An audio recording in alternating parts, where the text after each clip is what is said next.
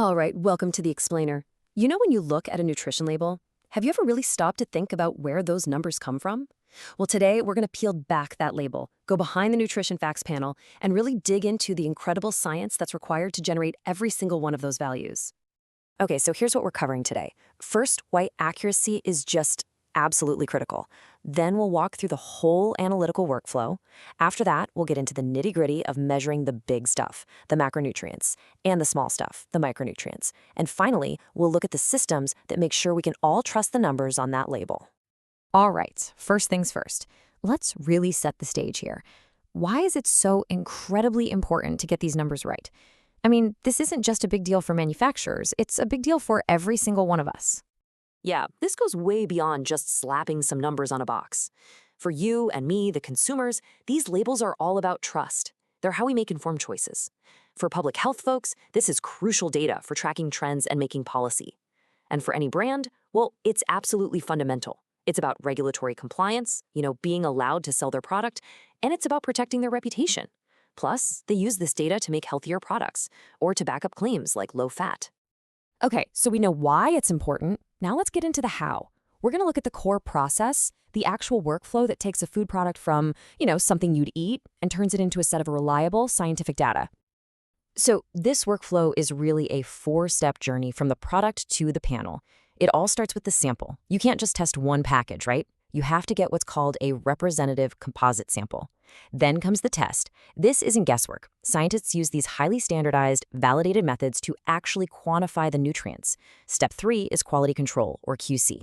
This is huge. They run checks using certified reference materials, which are basically samples with known values, to make sure their equipment and methods are spot on. And only after all that do they get to the final step, report. That's where they interpret all that data, apply the official rounding rules, and generate the final label you see in the store. Okay, so now that we have that four-step framework in our heads, let's dive into the specifics. We'll start with the big guys, how science actually measures the main components of our food, the macronutrients. Right. So we're talking about protein, fat, carbohydrates, and dietary fiber. These are the building blocks, the components we eat in the largest amounts, and they're what give us most of our energy. Okay, so measuring protein, it's actually way more interesting than you'd think. On one hand, you've got the classic nitrogen-based methods. And here's the catch. They don't actually measure protein directly.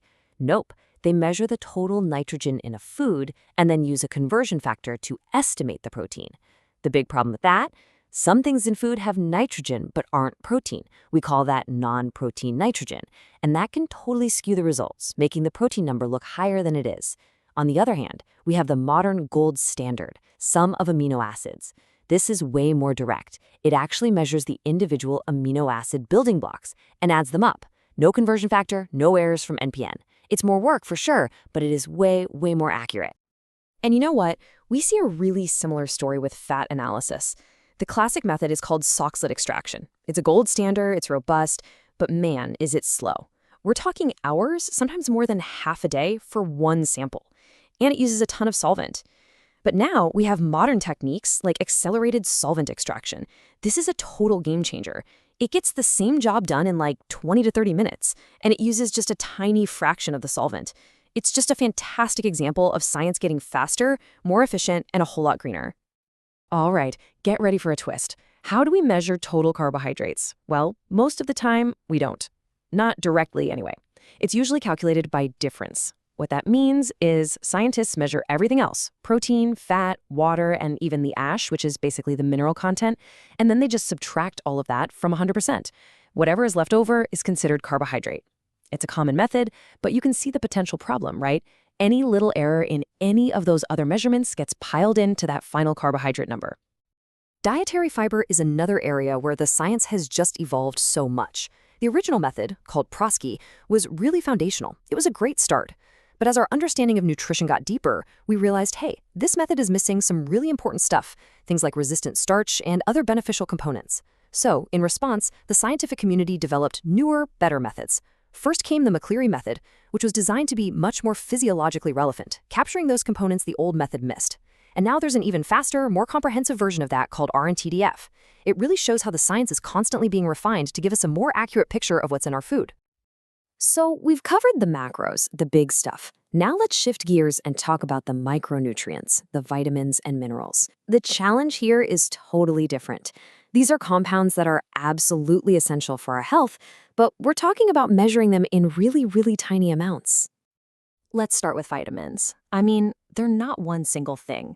They are an incredibly diverse group of organic compounds. You've got fat-soluble ones, water-soluble ones. Many of them are really delicate and can be destroyed by heat or light during the testing process. And because they're all so different chemically, there's no one-size-fits-all test. You can't just run a vitamin test. Nope. Each and every vitamin needs its own unique, highly specialized analytical method. So one of the key pieces of technology for this is something called high-performance liquid chromatography, or HPLC for short. The easiest way to think about it is like a super, super advanced chemical sorting system. It's amazing at separating all the different molecules in a complex food mixture. This lets scientists precisely isolate and then quantify specific vitamins, even when they're present in really low concentrations. Now for minerals, we've got another powerhouse technology, inductively coupled plasma spectrometry, or ICP. And this is seriously cool stuff. It basically takes a tiny sample of the food and blasts it with plasma that's hotter than the surface of the sun. This completely atomizes the sample, breaking it down to its basic elements. The amazing part is that it can then measure dozens of different minerals, calcium, iron, zinc, you name it, all at the same time, in one single run and with incredible sensitivity. Okay, so we've seen all this incredible, complex science, different methods for protein, fat, vitamins, minerals. It's a lot, which brings up a really important question. How can we be sure that the final numbers that end up on the label are actually reliable? How do we know we can trust them? Well, it all comes down to building a system of trust on a shared foundation. And a huge part of that is using standardized methods. As the source material points out, this creates a common analytical language. It means that a test done in a lab in North America should get the same result as a test done in a lab in Europe or Asia. It ensures consistency across the board. And that common language is backed up by a whole ecosystem of checks and balances. We're talking about things like method validation, which is just proving that a specific test actually works for a specific food. There's the use of certified reference materials, those knowns we talked about earlier, to constantly check for accuracy. Labs also have to participate in proficiency testing, which are like external blind pop quizzes to make sure they're competent. And on top of all that, they can get accreditation to international standards. It's this whole interlocking system that makes the data solid and trustworthy.